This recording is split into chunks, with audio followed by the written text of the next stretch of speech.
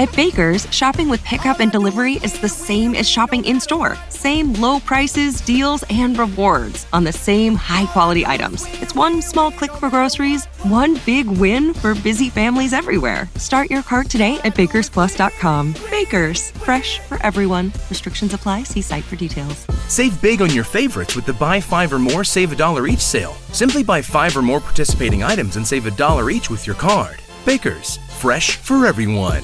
Get the home field advantage every time with Fairfield by Marriott, official hotel partner of the NCAA. Whether you're a student athlete working toward your championship dreams or your team's biggest fan, Fairfield by Marriott has everything you need to get ready for game day. From comfortable guest rooms to complimentary hot breakfast, Fairfield is part of the Marriott Bonvoy portfolio of hotels and official hotel partner of the NCAA. Visit fairfield.marriott.com to book your next game day stay. Why don't more infant formula companies use organic, grass-fed whole milk instead of skim? Why don't more infant formula companies use the latest breast milk science? Why don't more infant formula companies run their own clinical trials? Why don't more infant formula companies use more of the proteins found in breast milk? Why don't more infant formula companies have their own factories instead of outsourcing their manufacturing? We wondered the same thing. So we made ByHeart, a better formula for formula. Learn more at byheart.com. Whatever kind of night you're having, start it off right with Drizzly, the go-to app for drink delivery. Whether you're mixing up a bullet bourbon old-fashioned for a cozy night in, or Kettle One Bloody Mary bar for a birthday brunch, you can get the perfect beer, wine, and spirits for any occasion delivered with Drizzly. So, what's it gonna be? Download the Drizzly app or go to drizzly.com. That's DRIZLY.com to choose your drinks today. Must be 21 plus, not available in all locations. The United States Border Patrol has exciting and rewarding career opportunities with the nation's largest law enforcement organization. Border Patrol agents enjoy great pay, outstanding federal benefits, and up to $20,000 in recruitment incentives for newly appointed agents. If you are looking for a way to serve something greater than yourself, consider the United States Border Patrol. Learn more online at cbp.gov/careers/USBP. That's cbp.gov/careers/USBP. Welcome to On the Verge. This is Zach Spedden, joined as always by Bob Phelan and Nick Stevens. We are coming to you with a Patreon exclusive, and it is something we've actually been meaning to get around to for a little while, but we were held off because of the Orioles being in the playoffs, and that is our first postseason top 50 prospects countdown. Now, you may hear this in the fact that we're recording it here just before Thanksgiving and wondering, does this mean we're not going to get a top 50 update later in the offseason? The answer is no. It means you're going to get both of them. You're going to get this one now, and you're going to get the other one probably in January when we're going to release it day by day to our patron subscribers. Be player 1 through 50 throughout the month of January into February. You're not going to want to miss that. But we want to give you our first list since the end of the minor league season. And if you go back to our shows in late September, you'll hear recaps of individual seasons. So we're not going to get so much into the stats tonight, but kind of take a look at the state of the farm system here in the final weeks of 2023. And we'll get to that in just a moment. But first, I'm going to go over to Bob because we just made a shift recently with how we interact with our patrons and how we interact with our audience in general. So, Bob, can you give us the news there? Yeah, sure can. First, I want to say, if you're wondering what's going to be the difference between this top 50 update and the one we do in January where we start at 50 and count down to 1, we don't know yet because people could be traded. It could be very different, or it could be like last offseason where not much happened, but still from buzz and mini camps and stuff, we could see some small changes if nothing major happens. But yeah, we used to have the WhatsApp group when for patrons of the podcast, and that was awesome. Love the community that was built there, and I'll keep that open just in case people want to still do that. But we're switching over to a Discord channel or server, I guess it's called. We're old, so we're a little slow in the uptake for these things. You know, we got to get with the 21st century here. We're switching to Discord, a little more options, a little more flexibility, just a cleaner look, I think. And this way we can invite non-patrons and regular listeners or Orioles fans that want to have intelligent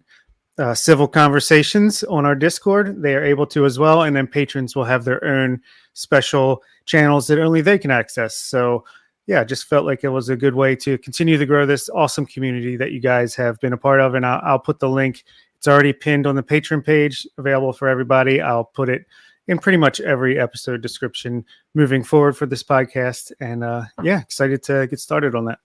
Yeah, and we look forward to seeing our bustling community from WhatsApp move over there and hopefully see it grow here in the coming weeks and months. And with that, we'll get into our top 50 countdown, which is really October, November of 2023. Typically, it would be in October, but as I mentioned in the intro, we kind of shelved it because of the Orioles postseason run.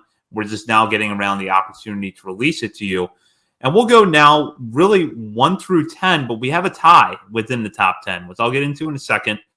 But number 1 in the Orioles top 50 prospects countdown should come as a little surprise. It is Jackson Holliday. He is followed by Kobe Mayo second, Colton Cowser third, Samuel Basallo, one of the biggest breakouts of 2023, rises to the number 4 spot, followed by Joey Ortiz fifth, Heston Kjerstad sixth, Connor Norby seventh, Dylan Beavers eighth, and then tied for ninth, we have Enrique Bradfield Jr., the Orioles' first-round pick in the 2023 draft, as well as left-handed pitcher Cade Povich. So you're looking at a mix there that is predominantly infielders, because we know that that is the strength of the Orioles farm system right now, but also a few outfielders, and then a left-handed pitcher in Povich. So, Nick, I'll start with you here. What are your general thoughts in that group? Because we've seen a lot of graduations out of the Orioles farm system over the last 2 years. Yet it feels like if you look at them 1 through 10, this is still a really strong farm system. Yeah, so I was thinking about this when I was looking at it, refreshing my memory on what our top 15 look like again. I feel like going back to like 2020 when we first started doing this, I always felt like, I don't know how you guys felt, but I felt like the top of the list, there was like a pretty clear consensus, like that top 5-10, right? Maybe you could argue if you felt like DL Hall maybe had the higher ceiling. Again, this is going back to like 2020, 2019. If you felt like DL Hall had the higher ceiling, right? Yes, he was a more volatile prospect, but if he had the higher ceiling and you want to put DL Hall above Grayson, sure. But like, I felt like no matter what list you looked at, it was all pretty standard and pretty similar. And it was like those last 10 spots for me was always the hardest. I'm like, do you go higher floor guys? Do you go higher like wild card, higher ceiling guys? That was what I always struggled with. Now, honestly, I struggle the most with putting together this top 10 because there are so many like legitimate future major leaguers or guys with just incredible tools. Like we've got Holiday 1, you got Kobe Mayo 2. Holiday, I think, is the consensus number 1. After that, though, if you want to have Cowser 2, or if you want to have Kjerstad 2, if you want to have Basallo number 2, I think that's all legitimate. Like I think I've got Kjerstad 4, Ortiz 5, Basallo 6, which is kind of like flipped of what our order came out to be: Basallo 4, Ortiz 5, and Kjerstad 6. And like I dropped Joey Ortiz 2 spots on my list, but that's not a knock on Ortiz at all. I think you look back this past season, Joey Ortiz kind of, if you have any more questions about Joey Ortiz's bat, you're not watching Joey Ortiz, in my opinion, because he's proven all of that. The bat is going to play pretty well at the major league level, and he's a bona fide major league shortstop. But at the same time, it's like Heston Kjerstad exploded onto the scene this year and reached the major leagues and stuck in the major leagues. Samuel Basallo is becoming there are some people talking about him potentially being the number 1 overall prospect in baseball at some point if he continues on this trajectory. Like, it was so difficult for me to rank this top 10 because a lot of these guys have pretty special skill sets, I think. Yeah, sorry. I was just looking at our individual lists, and after the top 2, I don't see a spot where we all have the same player all the way down to at least 30. So, and that might continue all the way. So talk about, a system that is so deep and at the top, at the middle, at the bottom, talented, that we all have completely different lists. And that's why I love doing the consensus between us, where we combine it all together and divide and do a little bit of math in there. But yeah, it's very, very interesting because I think Holiday's clear number 1. I think Kobe Mayo is pretty, like Nick said, you can definitely make an argument for some other guys, but I think he's fairly clearly number 2. After that, I mean, I have Basayo 3. Nick, you had him 6. Zach, you had him 4th. And you could just go on and on with this for every player down the list. And it's, it's not necessarily that any of us are lower on anyone than the other, but we just have our own preferences and see things breaking certain ways. But for me personally, I think the Orioles have 3 of the top 20 prospects in baseball, including number 1 overall in Holiday. I think there's an argument for 8 top 100 prospects still in the system after graduating the people they did last season. So, yeah, just the system, ever since Michael Elias took over, it's only gotten more and more exciting. And I think even as they trade away from this surplus and are contenders every year in and year out, just the way they operate, I think it's going to be exciting for the foreseeable future. As long as the remnants of this regime are here in Baltimore, I think it's going to be a lot of fun to follow. Well, as the two of you were talking, I was reminded of the fact that in our early list, I felt like our top 15s, top 10s were generally the same. And then after that, that's where you would start to see some splits. And now it's getting to the point where I think beyond the top 2 or 3 spots, you could put the remaining players in the top 10 in any order and have a really valid argument. And it's not necessarily that the top 10 has thinned out or that it's become a quantity over quality situation. It's just that you now have probably a dozen players at the top of this list who, in most farm systems, are going to be legitimate top 10 prospects. I want to shift gears here for a minute, just kind of looking back on the year. Is there anyone in this group of 10 where maybe your impression of them changed for the better this season? Like maybe coming into this year, you wouldn't have thought that they were a top 10 guy, or you would have thought they were a borderline top 10 guy, but now they're solidly in that conversation for you. I don't think there's anybody. Well, maybe Connor Norby to an extent. If you're talking about guys who in this system, put Connor Norby in pretty much any other farm system, and he's bona fide like top 10 without a doubt. But you kind of thought, all right, is the bat going to take a back seat this year? Is the power going to take a back seat this year? Kind of what's he going to look like this year? And I think he had, some people want to say a quieter year, but I think he had just as good, if not overall, a little bit better of a year this season. I think just kind of looking at this top 10 and in terms of like guys that maybe surprised me or maybe solidified their spot a little bit more, though, honestly, I think I mentioned Ortiz there, but he's we've always been super high on Ortiz. Basayo obviously is becoming like on the megastar track in terms of like a prospect status. But honestly, for me, I think the guy that took the biggest jump was probably Heston Kjerstad. And it's why I put him all the way up at number 4. I like when our finalist, he comes out at number 6, because I do think ultimately, maybe defensively, he probably ends up being first base DH. So that kind of knocks him down when you've got Colton Cowser, who can play center field. Maybe you don't want him as your everyday center fielder, but he can play center field. Joey Ortiz is a bona fide major league shortstop, but Samuel Basayo is a fantastic catcher. He's not moving off that position anytime soon. But for me, I just think it's Kjerstad. Like we all know the story. Everyone listening to this knows the story and that timeline, but he went over 2 calendar years without playing competitive baseball. And in 2022, he played 22 games in Delmarva, 43 games in Aberdeen. And in 2023, he reached the major leagues and was on the playoff roster. And I remember talking about this at our live show. Kjerstad probably going to be left off the playoff roster.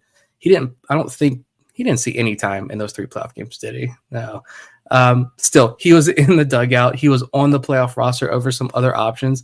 And I think the Orioles did that for many reasons. Like the experience, just being there, I'm sure was a big learning experience for him. But I think that says a lot about how the organization views him. And for him to rise so quickly through AA, torch his way through AA, didn't miss a beat in AAA, gets to the big leagues, and doesn't see a lot of playing time, but he's still the one thing that a lot of people commented on, the power. The raw power in batting practice was out of this world. I just think Kjerstad, again, the strikeouts haven't been an issue for him as he's moved up the ranks. I think this is a guy who regardless of where you put him at defensively, I see a guy who's going to hit 30 plus home runs every single year, barring health, and be like a mainstay in the middle of this batting order for years to come. Yeah, I agree. I had him at 6 only because of the defense, like you mentioned. It was a little rougher than I was expecting. And I know he's pretty new to first base this year, but I thought the outfield defense would be a little bit better. But there's no doubt about the bat. I mean, the hit tool plus the power is just ridiculous. And he's not a guy that's going to walk a ton, but he also doesn't really swing and miss a ton. Like he's aggressive and he does damage with what he gets. But the guy for me that really jumped up the most out of this top 10 would have to be Dylan Beavers, especially after the first couple months of the season in Aberdeen, where he really struggled. And then whatever he was doing with the hitting instructors in the minors, it worked, something clicked, and he was just, lights out from that point on in the season. And we know there's still room to grow there because we know he has great raw power, and he still has yet to really tap into that in a significant way. The hit tool, the speed, flash, the power, we know there's more there. So for me, Beavers is a guy that's like, okay, he can struggle and he can make adjustments. We know that's possible. And just the raw athleticism is there. He's good defensively. He's got some speed. So yeah, he's a guy that's like just a sleeper 5-tool type of guy that could be a top 5 prospect for another organization. I think for me, Basayo's jump this year is what stands out the most inside the top 10, because we all liked Basayo coming into this year, but I think out of all the prospects that we were fairly high on, we were tempering expectations the most with Basayo because he was going to Delmarva at 18 years old. He had not played a full season professional baseball yet. He's a catcher. His development curve is probably going to be slower, and that's a very, very reasonable expectation when you look at how catchers typically develop. Yet Basayo tore apart low A pitching. His defense, I think, exceeded every expectation that there was for it, and then ended the year in Double A, and only 4 games, but he hit the ball really well over those 4 games in Bowie. So he's going to be firmly entrenched in that lineup next year at Double A as a 19-year-old on opening day. He could be in AAA before he turns 20 next year. And I don't know that that's something that I saw coming before this season. Yeah, that's a great point. I think like his success, obviously we were all super high on him. John Mioli predicted him to be a top 5 prospect at this point.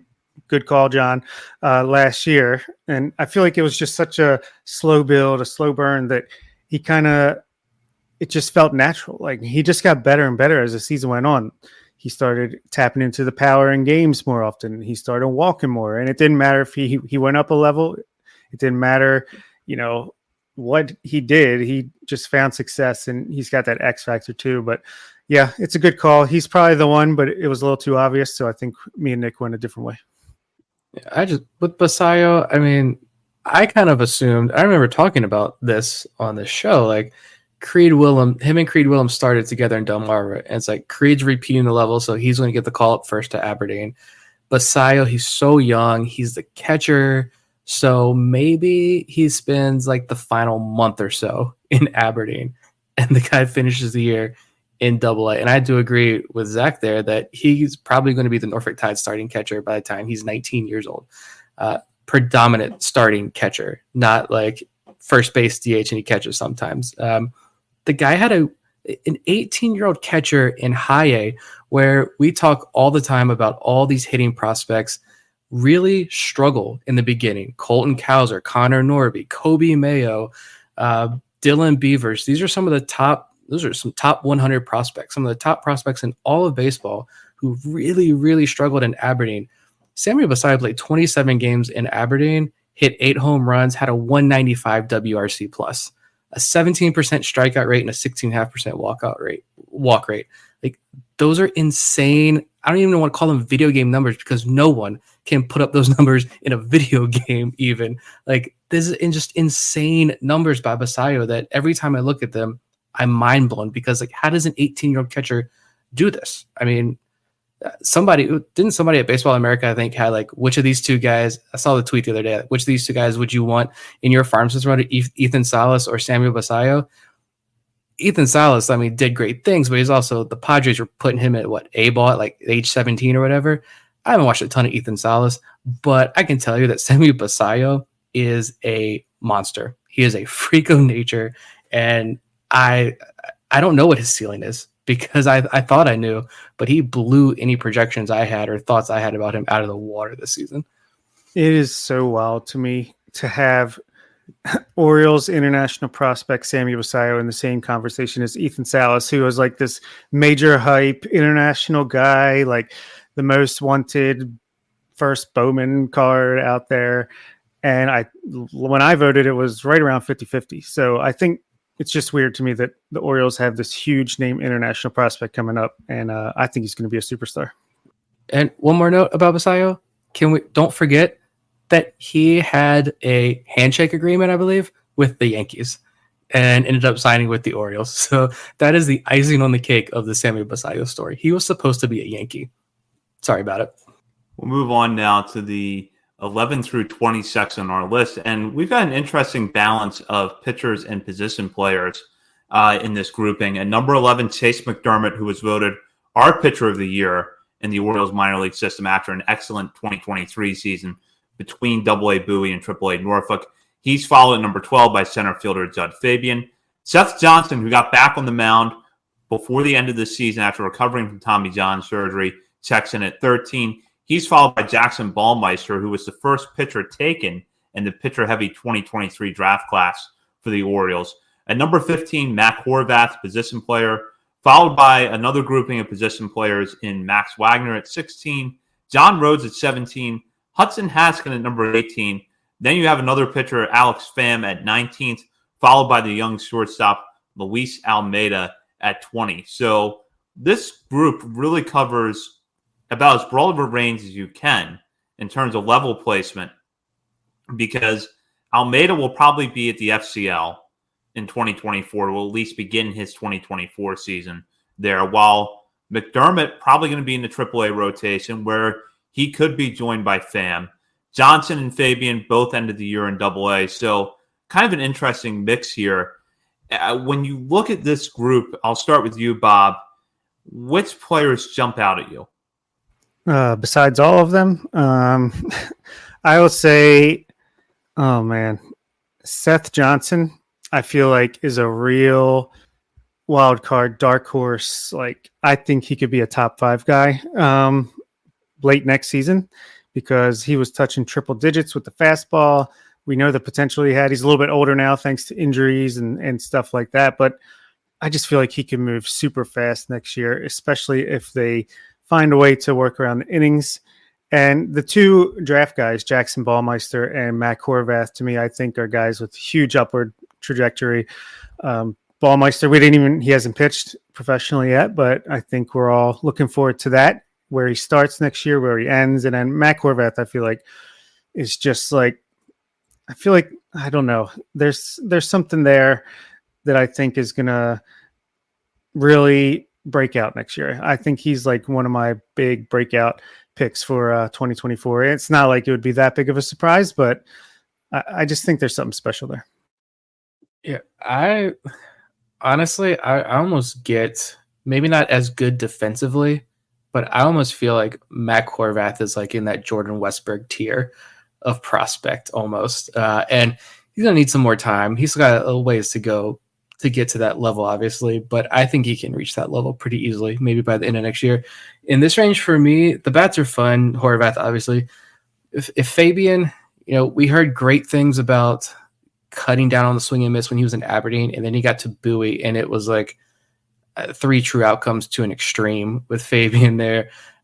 We know he could probably play center field defense in the major leagues tomorrow if you need him to. That's not an issue, the defense, but it's obviously the swing and miss and the bat.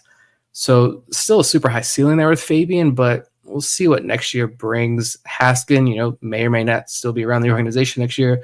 We touched on Rhodes and I know my a little bit of frustrations with Rhodes there last week. Max Wagner, I still think Wagner is a guy who was so young and so raw last season that he definitely showed a lot of positive things, but I almost view him as being someone who you really hope the bat breaks out in Bowie next year and he becomes a pretty big trade piece almost. But for me, among this group, I think it's the pitching. I'm just going to lump all these guys together because I think this group can finally take this organization into gaining more of that national respect as far as having quality pitchers in this organization. Because we didn't really talk about Kate Povich too much in that first group. We know Kate Povich. The ceiling is enormous. I think Kylie McDaniel was proven right. He went out on a limb and had preseason last year, had Kate Povich incredibly high on his top 100. I think Povich maybe didn't fully live up to that hype last year, but he definitely flashed why he was so deserving of that spot on Kylie McDaniel's list.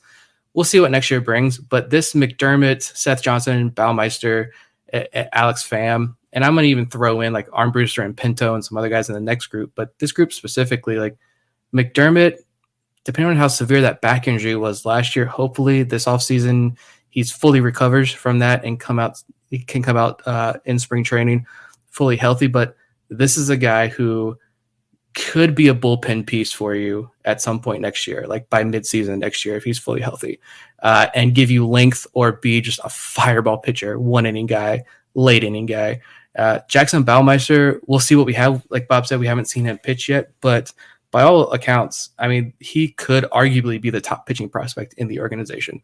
I think Seth Johnson also has a very real argument for being the top pitching prospect in this organization and probably a top 5 guy, top 10 guy in this organization right now. Again, we just haven't seen too much of him. So I just think this group of pitchers right there is going to start garnering a lot of that national respect that this Orioles pitching staff, quite frankly, deserves a lot more of. I want to talk about McDermott for a moment. Excellent 2023 season between Norfolk and Bowie. As I mentioned during the lead-in, he was named our pitcher of the year in the minor leagues. I'll just run off some of his numbers here. 3.10 ERA and 119 innings pitched between Bowie and Norfolk. He struck out 152 batters while walking just 68. And in a reverse of the trend that I think we saw not just throughout the Orioles system, but I would suspect in a lot of other systems this year, his walk rate actually went down after he went to AAA. So the adjustment that he had to that level seemed to not be as severe as some other guys had this year. Now, with that said, Nick just mentioned had the back injury late in the year. We need to see how he bounces back from that. But if McDermott is healthy in spring training and is able to be ready to go in the regular season on day one, what do you think he has to work on to be major league ready sooner rather than later? To be honest, like kind of looking at where hopefully this pitching staff is with Kyle Bradish, Grayson Rodriguez, right? John Means, hopefully fully healthy, can give you quality starts. Dean Kramer, hopefully there is a free agent signing or trade or something. I think the starting pitching is hopefully going to be much stronger next year, right? And there is a quality group of starters where, 2 years ago, we'd be sitting here right now saying Chase McDermott could be the number 3 pitcher on this Orioles team next year. Right now, honestly, I don't think, I hope that Chase McDermott isn't needed in the starting rotation because, I mean, if you go out there and get you a free agent, if you go out there and make a trade with the starters you have in place now, I mean, you're talking about Dean Kramer possibly, depending on how this offseason plays out, Dean Kramer possibly being bumped out of the starting rotation. That way, you don't need McDermott as a starting pitching prospect. McDermott can come in there and, yeah, the walks are still a little bit higher than what you like to see. As a reliever, you're not as concerned about that. You're looking at 11, 12, 13 strikeouts per 9 innings. You're talking about upper 90s fastball. You're talking about elite off or secondary pitches. You're talking about a guy who, look at the home run rates. They were pretty high in A-ball with the Astros organization. And when he came over in that trade, in AA and AAA this year, he slashed those home run rates significantly. I like a lot of what I saw out of McDermott and thinking that he could be a bullpen piece for you right now. And if anything, he's a guy mid-season, late season next year, he becomes a weapon for you, kind of around the trade deadline. Like we were talking about DL Hall last year, this past season. All right, maybe you don't make that trade for that bona fide reliever. DL Hall is going to be that piece you need to kind of take that bullpen to the next level down the stretch and into the playoffs. maybe Chase McDermott could be that guy for you next year. Speaking of DL Hall, he graduated finally from our lists this year. But yeah, I think that it's awesome that the Orioles are now in a position where, hopefully, knock on wood, they acquire one or two legitimate starting pitchers, another one or two legitimate like major league relievers, and then these guys that are sitting in AAA can just be super quality depth. It almost reminds me of the Dodgers last year where they had a string of injuries, but they were able to put guys like Emmett Sheehan, Bobby Miller, these like legitimate pitching prospects that were sitting there in AAA. I think they used some of them out of the bullpen here and there when they needed an arm. But then when the injuries piled up, you at least had a quality prospect who could, keep you in competitive ball games night in and night out against tough competition. So I feel like guys like McDermott, Povich, Justin Armbruster from the next batch, like these guys are sitting there right at AAA, and that's really helpful. Who would you rather have come up to make a spot start or an injury replacement start? Bruce Zimmerman and Spencer Watkins, no offense to the first player guest we ever had, or Chase McDermott, Seth Johnson, Justin Armbruster, Kate Povich, et cetera, et cetera. So Alex Pham. So yeah, I think it's just a great position that the Orioles are in. We'll move on to the next section of this list, which is 21 through 30. At number 21, we have infielder Frederick Bencosme, who did not follow up his breakout 2022 season with a strong 2023, but there's still some things there with him that we like. Number 22, Justin Armbruster, who, as we just talked about earlier, could be a really good depth option for the Orioles at AAA next year, and possibly a guy that's going to be in the conversation for a big league job before the season ends. Number 23, Gene Pinto, the right-handed pitcher, had a very solid year between Aberdeen and Bowie. Number 24, Braylon Tavera, a young outfielder. He's followed by Trace Bright, a right-handed pitcher who put together a very good first full season of professional baseball. Leandro Arias, a young infielder, checks in at 26. Luis De Leon, one of the breakout stars for the Delmarva Shorebirds, the left-hander, checks in at number 27. Number 28, Carter Baumler, right-handed pitcher, coming off a solid stint in the Arizona Fall League.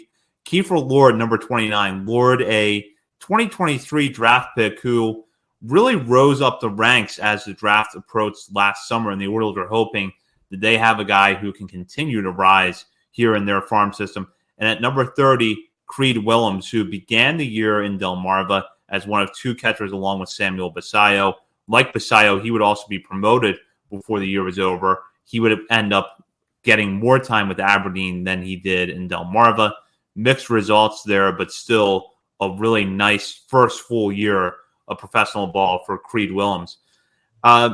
Nick, I'll start out with you here. I think we can kind of continue the conversation a little bit that we just had and talk about pitching. But when you look at this group, it's really not only the arms towards the top of the farm system, but also some guys who are going to start lower next year.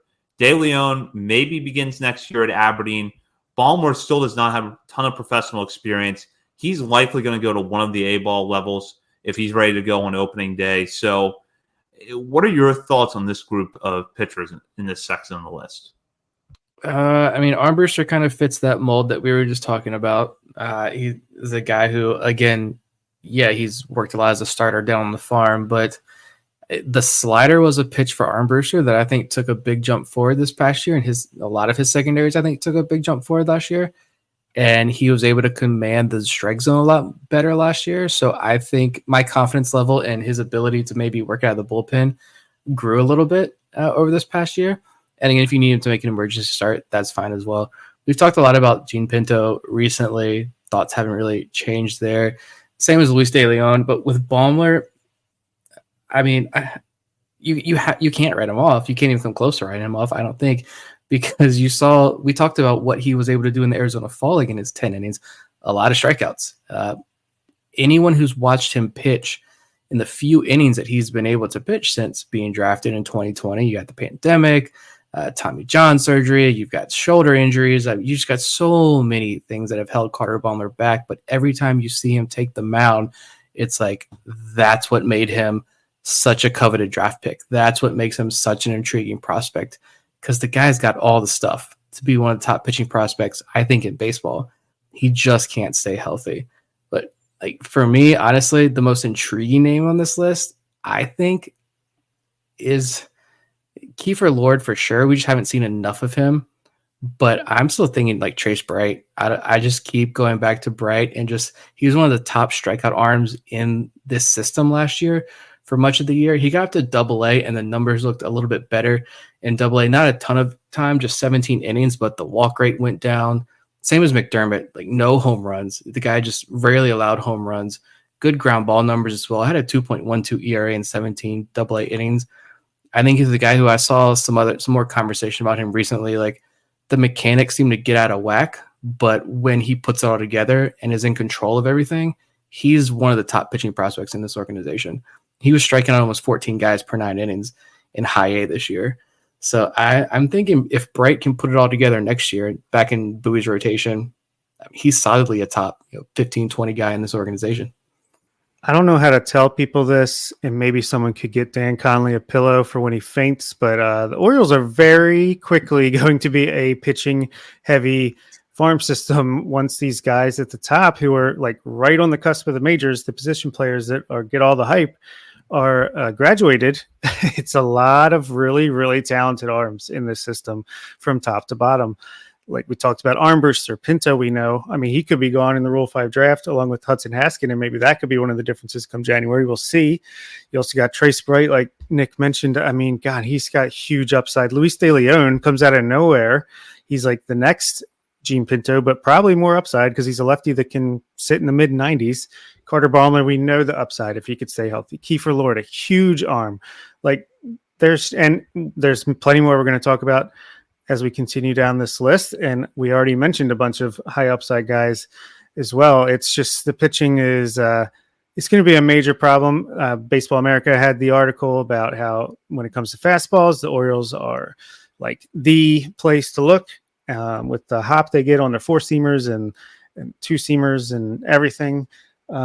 So yeah, I think we need to start drafting some position players, guys. I do want to go back to Bright for a minute because that was a pick that I think some people were scratching their heads when they saw it in 2022. 5th rounder out of Auburn, and he was coming off a season where he had a 5.13 ERA. And what we kept hearing out of the Orioles camp was, look past the ERA. This guy's got really good stuff. And he pitched, he only had a handful of innings over the summer of 22. So we didn't get a chance to see him pitch.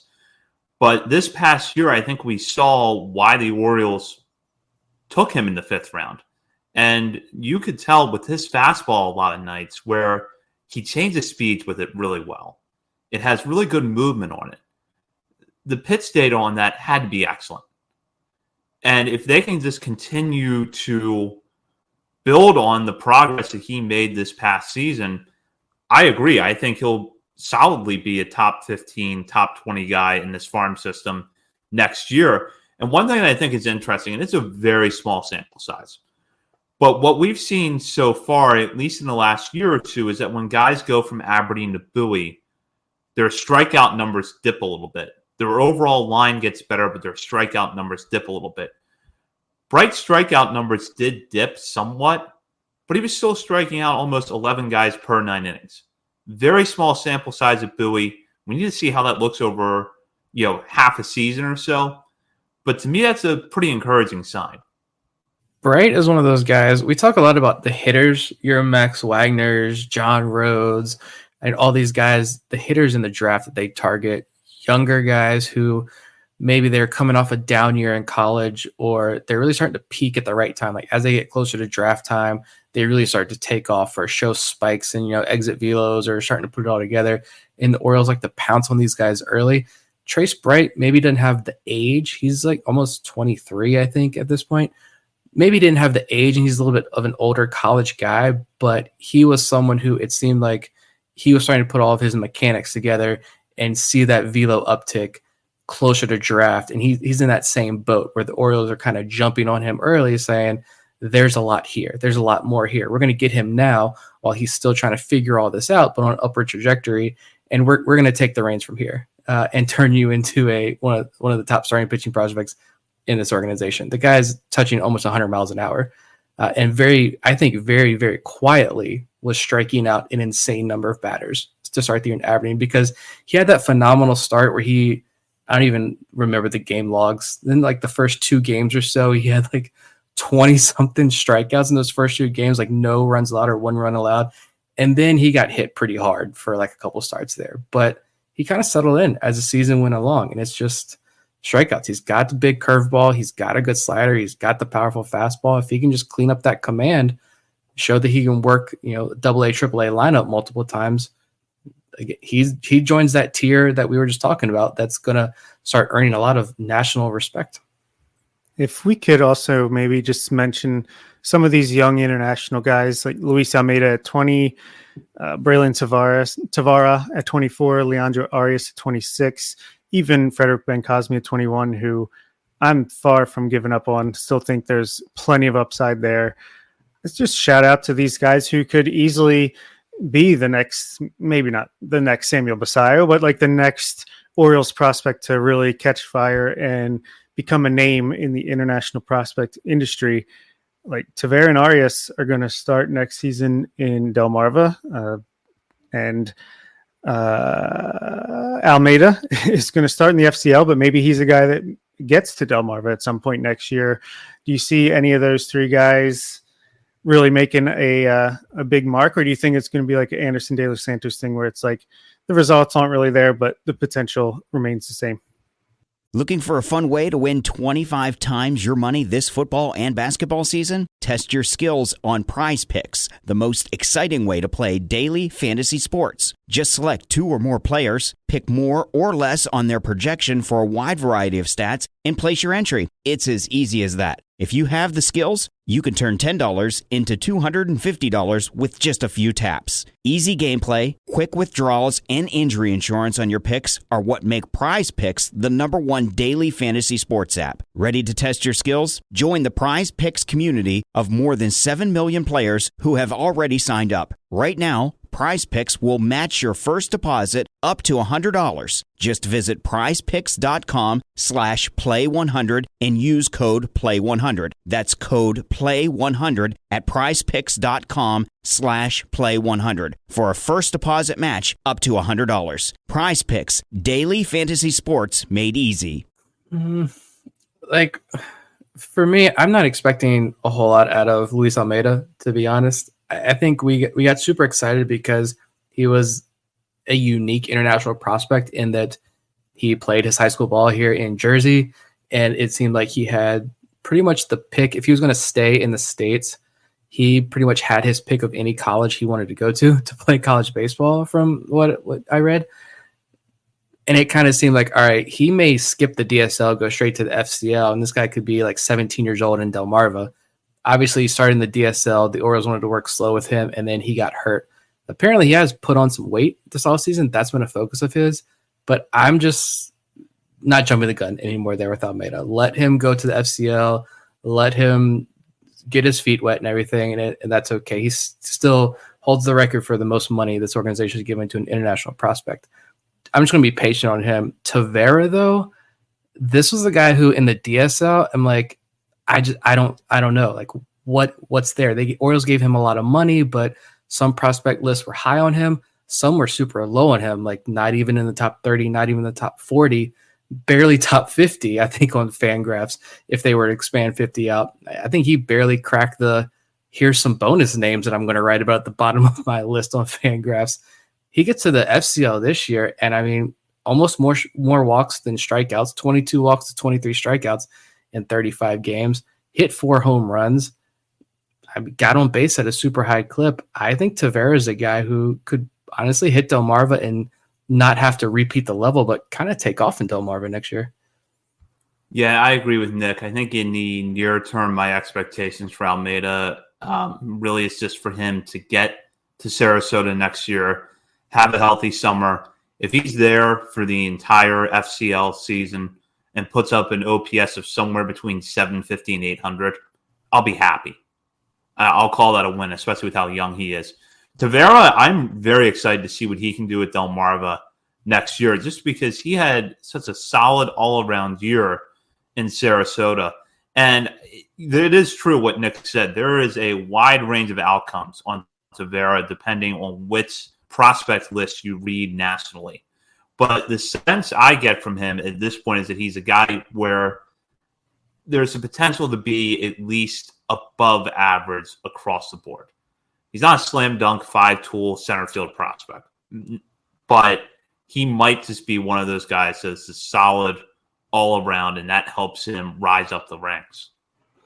And Thomas Sosa could be the big prospect that comes flying up the ranks next year too. There's other guys that, aren't as high on our list just because they didn't sign for as much, but that's the cool thing about international prospects. They can, like Luis De Leon, he was nowhere on our list until July or August of this year. So it could be anyone that just flies up. Get the home field advantage every time with Fairfield by Marriott, official hotel partner of the NCAA. Whether you're a student athlete working toward your championship dreams or your team's biggest fan, Fairfield by Marriott has everything you need to get ready for game day. From comfortable guest rooms to complimentary hot breakfast, Fairfield is part of the Marriott Bonvoy portfolio of hotels and official hotel partner of the NCAA. Visit fairfield.marriott.com to book your next game day stay.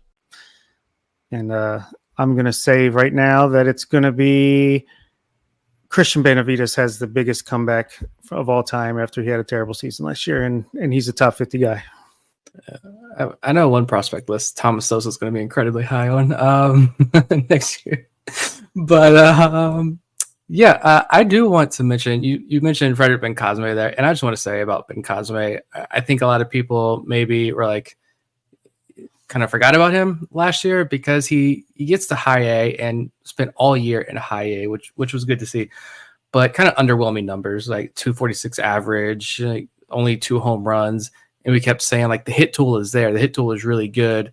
The defense was incredibly raw, but the hit tool was good. And if he could just get bigger and stronger and start flexing some more power, like he's really going to take his game to the next level. That didn't come, but he doesn't turn 21 until Christmas. So he's going to be 21 next year.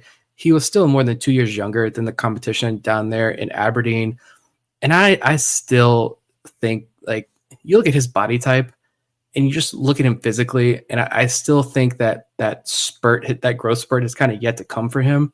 And I still think he's going to hit some growth spurt within the next year or so. At least I hope so, if he's going to take his game to the next level. But I do think it's there. He's still just like this young baby-faced kid, almost like. I think the power TBD if that's still going to be there, but like this guy still stole almost 30 bases last year in Aberdeen.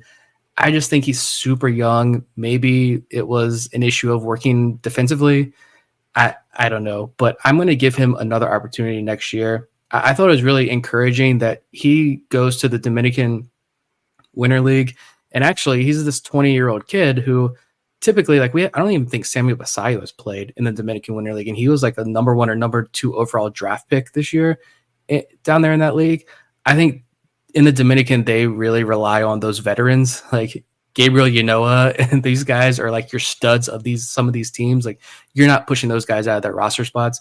Nelson Cruz, you're not taking Nelson Cruz's roster spot down there in the Dominican Winter League anytime soon. But he became his team's everyday starting shortstop. But he only played 4 games, and I don't know what happened to him, but he was holding his own down there in the Dominican Winter League. I thought that was going to be kind of an encouraging sign, but hopefully he's healthy and he's not hurt. But yeah, I'm going to give Ben-Cosme 1 more year. Completely agree. And I'm glad you mentioned the defense because I saw him in person a few times down in Aberdeen, and I did think his defense had come a long way. So, I mean, I don't want to say that he was so focused on defense that the offense wasn't there. I think that's going to take a little more man strength as he grows up a little bit and can slap the ball a little bit harder, get a little more doubles in there. But defensively, he really looked a lot more smooth, a lot more capable of not making simple mistakes. So I think at least defensively, he could play up the middle for sure. As lanky as he is, he can get the ball out there. We'll go now to the 31 through 40 grouping on our top 50 list. And you have an interesting mix of pitchers who have been in the system for a few years, as well as some 2023 draft picks, and then a couple of position players with different trajectories. Number 31, right-handed pitcher Juan Nunez. He's followed by Jake Cunningham, an outfielder the Orioles took in the 2023 draft at 32nd. Kyle Brnovich, the right-handed pitcher, comes in at 33. He's followed by Billy Cook at 34. Cook was not on our top 50 list when the season started, but thanks to a really strong year, he's now in the conversation. Tavian Josenberger, a 2023 draft pick, infielder, outfielder, comes in at 35th. He's followed by the left-handed pitcher Davey Cruz at 36. The high upside but often inconsistent right-hander Carlos Tavera comes in at 37th. He's followed by Zach Peak at 38th. Levi Wells, a right-handed pitcher chosen in the 2023 draft, comes in at 39. And then Anderson De Los Santos, who had kind of mixed results in his first full season at Delmarva, is our 40th ranked prospect.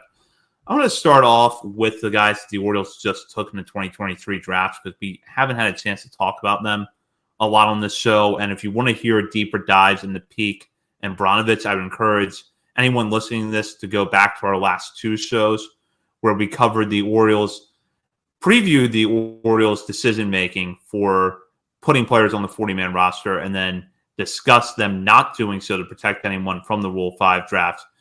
We talked about Brnovich and Peak a lot in those episodes, but I want to focus tonight on some of the 2023 draft picks. Bob, I'm pretty sure you were the high person on Cunningham. I think we all three like him, but can you tell us why you're buying in early on him? Yeah, I have him in 19, so definitely carrying some water for the tool shed here. I'm his water boy, apparently. But I just, again, the tool shed, I love the tools. I think he is right up there with John Rhodes and Hudson Haskin types as far as his upside and even his current level. I think the Orioles got a steal where they got him in that draft. And I don't know. I have really good vibes from Jake Cunningham, and hopefully he rewards those vibes. And, he didn't get a ton of time. He got started late after the draft. He didn't get as many at-bats as Bradfield and Horvath and those guys did. But he performed well, even, the limited time that he had. And between him, Tavian Josenberger, and even Matthew Etzel, who's in the next 10, and Jalen Vasquez, who kind of came out of nowhere after getting drafted. One of those guys I feel like at least one of those guys next year is going to really do something to be firm top 30 guys. And I'm excited to see it. Yeah, I mean, I just go back to the quotes from Brad Zielik. Look up that his press conference right after the draft. I mean, shout out Brad. Hopefully you're not doing too well over there with the Nationals preparing for next year's draft. But he seemed pretty stoked to highlight Jake Cunningham and the tools he has and what he brings to this organization. And I think the Orioles agree with that assessment that Cunningham really fell into their laps, and they were super pumped that he did. Injuries just kind of derailed his final year over there at Charlotte. And then I think that was the reason why he got a late start after the draft. But a fully healthy Jake Cunningham next year probably starts in Aberdeen and could be a guy who ends the year in Bowie. But honestly, my eyes keep going to Tavian Josenberger. He didn't really statistically show out last year. Got 22 games with Delmarva, no home runs, only hit 256, but he had 19 walks to just 22 strikeouts in his 78 at-bats. And I think Josenberger is one of these guys who he's got the high floor for speed and defense. He can play center field. I know we've had some people on the show talking about draft picks saying he played in the dirt at Arkansas, and he can probably play in the dirt for the Orioles if they want him to, although we kind of heard that with Reed Trimble, and I don't think Trimble ever played the infield. I don't think Josenberger probably sees the or infield. Or anywhere for that matter. Yeah, I was going to say, he's I don't know if we ever see him on the field again at all. But Josenberger, I just think the floor is pretty steady. I'm not going to say high. Let's say the floor is steady with his speed and defense. If the bat is just okay, that'll carry you up to AAA, and teams are going to be interested in you. They're going to sign you to minor league deals for years for your speed and defense. The hit tool isn't super high. I mean, they're 40, 45 grades on the hit tool, but he's got sneaky power. There are a lot of 50, 55 plus raw power grades coming out of the draft on Josenberger. I think the Orioles saw the safe floor with the defense and the fielding, and they see something in the bat that they like. And if they can tap into that raw power and they can just get a little bit more out of that bat, Josenberger becomes a guy that is a much more interesting prospect in this organization. The one thing we kept hearing about Josenberger out of the draft last year was about the uptick in power that he had after he transferred to Arkansas from Kansas before the 2023 season. And just put that into perspective with some numbers, 244 plate appearances across 52 games with Kansas in 2022. Josenberger hit 2 home runs. In 241 plate appearances over 52 games with Arkansas last year, he belted 10 home runs. I don't think anybody's looking at Josenberger thinking that all of a sudden you've got a guy that's going to be a solid 20 home run a year hitter in the big leagues, but someone who can get, best case scenario, maybe you're looking at a guy who can get into the low double digits, give you, as Nick mentioned, that speed and defense combination with really good strike zone adjustment. And that's the thing that I'm interested to see over a full season next year is how does he adjust to professional strike zones and professional pitching, because the Orioles tend to go after patient hitters, but we see sometimes where those guys might struggle initially when they get to a higher level. I would imagine that Josenberger starts at Aberdeen next year, just based on a trajectory of someone who was drafted out of Division I ball last year. And there may be a little bit of a bump in the road, but he had a nice finish down at Delmarva.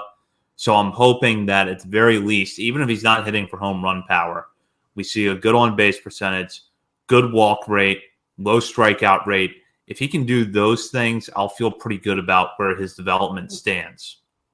Yeah, and I think the only other draft pick on that list is Levi Wells there, the right-handed pitcher. I was trying to see, did he pitch at all professionally last year? No.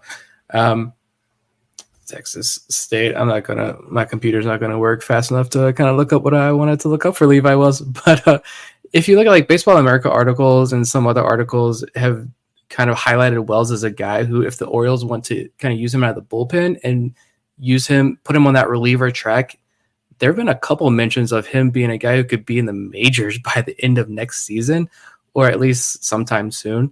And he was a starter down there at Texas State. I was looking to see if he pitched against my alma mater, JMU here. He did not pitch against JMU. So I definitely miss Levi Wells in college.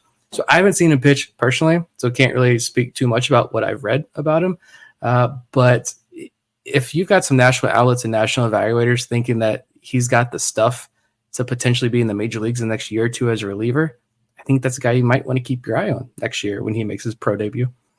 That tells me he will be a starting pitcher and he will end the year in AAA next year as a starter out of nowhere.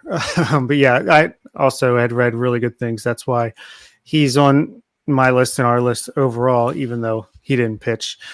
But last thing on this group, for me anyway, we've talked about Billy Cook a lot. I love that he'll just be sitting there in AAA as depth in 2024. In case you need an outfielder, you can go to Kyle Stowers, you can go to Billy Cook, Hudson Haskin if he's still around and he's not injured. But Anderson De Los Santos, I talked about, breakout pick for 2024. He's another one for me that I feel like is really going to learn and grow from his time on the field in Delmarva last year. He's like in Daryl Hernandez territory for me come next season. Yeah, I've been pretty bold on some guys and taking some hard stances on some younger, more raw prospects, and not a lot of them have tend to pan out. So maybe I'm putting a curse on Anderson De Los Santos, but if there's one guy, honestly, in this like 31 through 50 range, if you ask me to pick one guy to put money on to say this is your guy that's going to break out, I think I'm putting my money on Anderson De Los Santos. I fell in love with the batted ball data. You watch this guy hit, and it's just this tight, compact swing. Everything just looks so good. It's like, why aren't the numbers there? And I'm really hoping that the numbers really start to show next year when he very likely repeats at Delmarva to begin the year. Yeah, I agree. He's probably going to end up back at Delmarva, and I'll just add this before we move on.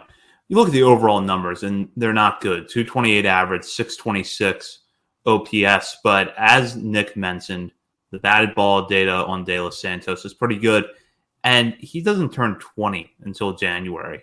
If you go back to the old alignment from minor league baseball, De Los Santos probably would have spent last year at short season A as a 19-year-old.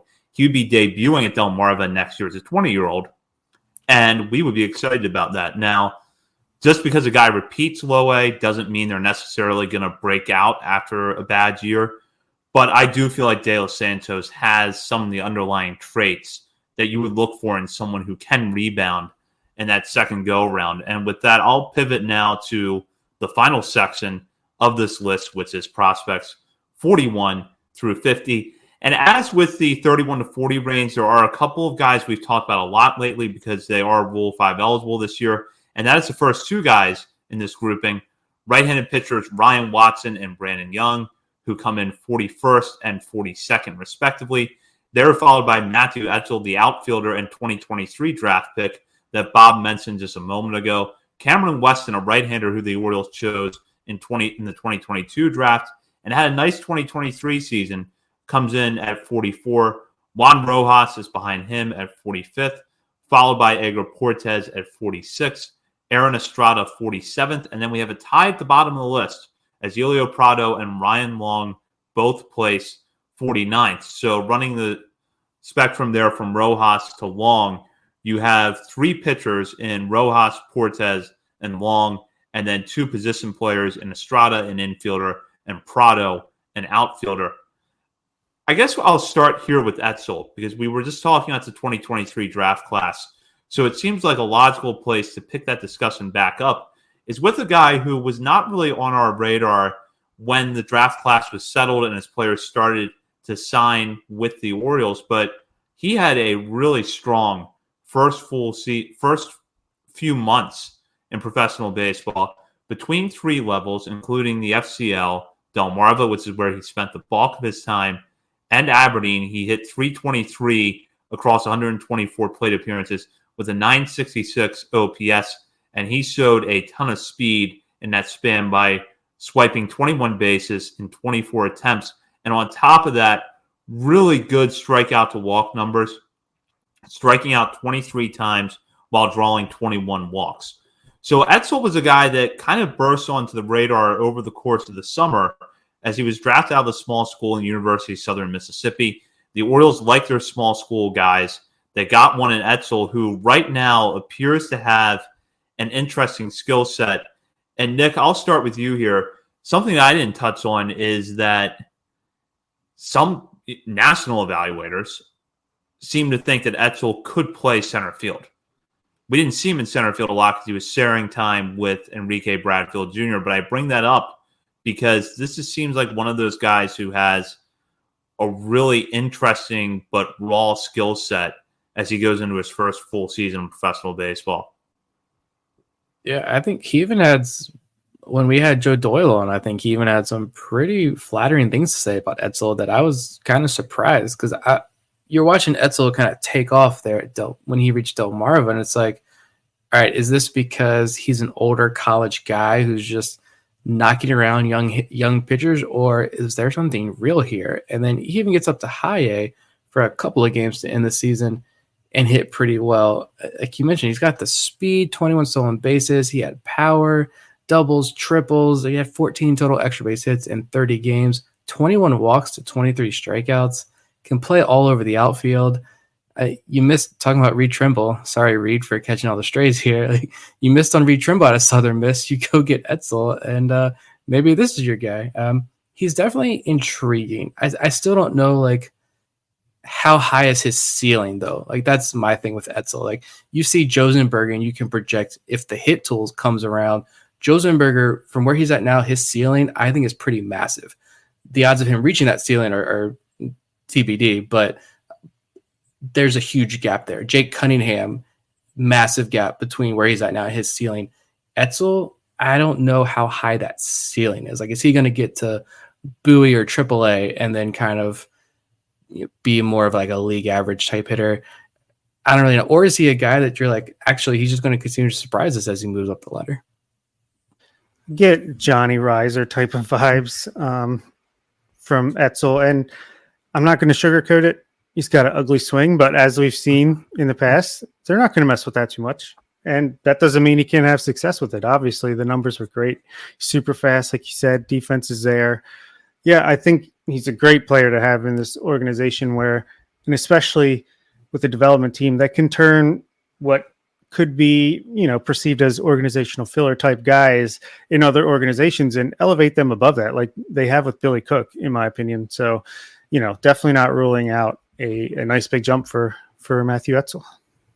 Another guy I want to highlight here for a minute is Weston, because I think coming into this year, Weston was on our radar in the sense that he was an 8th round pick the previous year. We wanted to see what he could do. But I don't know that we saw the year that he had coming. He ended up, after getting a late start to the year, really emerged as one of the better relievers in this farm system and a guy who can give you multiple innings out of the bullpen. Bob, what did you see out of Weston this season? I saw some funky stuff that could play really well in short stints. I think, he did get multi-inning efforts. He's been a starter in the past, could still be used as a starter, but I feel like if he gets turned to a bullpen role, this is a guy that maybe could be available in August, September of 2024 for the Baltimore Orioles if they need him. I think he's got tremendous upside as a relief prospect. And, I think if they want to keep him as a starter, it's going to take longer. He's got to work on some things there, but as a reliever, that changeup is like absurd. So yeah, I'm a big fan. Doesn't he have some like funky, unique pitch too? Not it's like a Devin Williams-esque changeup thingy. Yeah.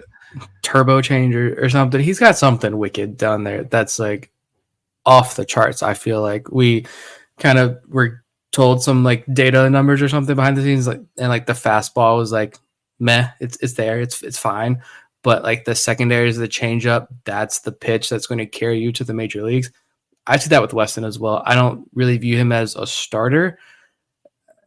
They're probably going to work him as a starter as he moves up the ranks, and I think injuries, I don't know exactly what, but he only pitched 40 innings last year. He got a late start to the year. Only pitched a couple innings after he got drafted last year, but it's a guy out of the Big Ten. So I think he can move pretty quickly as long as he's healthy and finally gets fully healthy for this team. 40 innings last year, though, in Aberdeen, he struck out almost 11 per 9. Didn't walk very many guys at all. He's got solid command. Didn't give up hardly any home runs. 2 or 3 home runs? 1 home run in 40 and a third innings last year down there in Aberdeen. A ground ball rate of almost 57%, 2.68 ERA. Those are pretty solid numbers. I think he probably starts next year. I'm trying to think of the depth. Honestly, he probably starts next year like Bowie. I imagine Bowie kind of does that tandem stuff again with a lot of guys. I imagine he's probably in a tandem with somebody, but I wouldn't be surprised if you throw him in Bowie's bullpen, and he's a guy who's potentially, he's in AAA by the end of the year. Anyone else in this group jump out to either one of you? Shout out to Elio Prado, I guess. I think Bob might be the higher guy on Prado here among the three of us. So maybe you can talk more about him. But I think shout out for him just being on this list here. The Andrew Kashner trade. And he doesn't turn 22 for like another week or so. Yeah, November 29th is his birthday. So he's not even 22 years old yet. And he was part of the Andrew Kashner trade. We know Noel Worth Romero's future is not in this organization, more than likely. But Prado got up to high A and, was still respectable. I thought started flashing more power when he got promoted to high A. We'll see what he does next year, but I'm still intrigued. And Edgar Portis, he wasn't on my list. I had Teddy Sharkey at 48, Keegan Gillis 49, Juan De Los Santos at 50. I had Thomas Sosa up at 44 too. I think those are good. And if you want to put Sharkey and Gillis in your top 50, I think they're complete deserving. I know guys like Ryan Long and Portis and Rojas, these guys I think still have, and even Weston to a degree, probably have a little bit more intrigue as a potential starting option, which is why I would probably have them in the top 50 ahead of guys like Sharkey and Gillis. But Sharkey and Gillis could both be major league options for the Orioles next year, and they're not even in our top 50, but they're strictly relief prospects. But Edgar Portis is another guy who I'd shout out. I think Baseball America noted that he had one of the largest velo jumps in all of minor league baseball last year. Numbers are not great. I actually don't have his numbers pulled up. I don't think they were super impressive. But if he's seeing huge velo spikes and the Orioles are able to work with that, maybe he becomes a guy who's a lot more interesting as next year unfolds. Yeah, I had Edgar Portes on my list somewhere in the 40s. I just think that's a projection pick there. I just like the upside is pretty big. And for Ilya Prado, I mean, he's had the tools since the Orioles acquired him, and man, did he fight through some just tremendous injuries. He missed so much time until this season, and still, I feel like he was another guy. He was with Basayo. I feel like he might have been promoted right around the same time that Basayo was, and he just got better as the year went on. Seemed like he got more comfortable. He showed off a little bit of speed, a little bit of power. He's never really had sustained stretch of like excellent play, but I feel like the flashes are there, and kind of similar to Steven Acevedo, who just stuck around, and then really started to show some improvement last year. I feel like Ilya Prado is in a similar boat. So I just think he could be like a late bloomer. He's like 21 years old, but late bloomer international prospect who could potentially, be intriguing down the line. The only other guy for me in this range, Aaron Estrada, I'm still really high on the guy. He had a really bad luck compared to the DSL in 2022 when he was in the FCL this season. Very similar. Otherwise, I think he's a guy that could also break out in a big way for Delmarva in 2024. Again, he's probably going to be like the Frederick Ben-Cosme type of breakout where it's more contact, doubles, speed over power. He's a little guy, but he can hit the ball. So big fan of him still, and big fan of this system. As you mentioned, there's plenty of guys 51 through 75 or what have you that still have, decent potentials to at least, crack the majors at some point. Yeah, just kind of touching on this group, I got a chance to see Portes late last year, and I love the fastball. The results were kind of inconsistent across the board last year at Delmarva, and I think he still has some things to work on with his secondaries, but that fastball is a really good base for a guy that is as young as Portes is, 21. He won't turn 22 until next October. Probably going to start back at Aberdeen where he ended this season. I'm really curious to see where he goes. I'll just take a minute here to shout out some guys that got votes from us but did not make the overall top 50. Infielder Jalen Vasquez, who Bob mentioned earlier, he was a 2023 draft pick by the Orioles. Daniel Lloyd, a pitcher, got some top 50 consideration. In fact, I had him 47th on my list, but he fell just short of the overall top 50. Thomas Sosa, a young outfielder who had a really good year in the FCL, falls just short of the top 50, but a guy that's definitely on our radar. Teddy Sharkey, who Nick just mentioned, a relief prospect who could move quickly, and I feel like at least among our regular listeners, has already become a favorite, even though he pitches a handful of innings in the minor leagues last year after being drafted. He falls just short of the top 50, but I don't think he's going to be outside of it for very long. Moises Chase and Keegan Gillis, two more pitchers right there who received votes.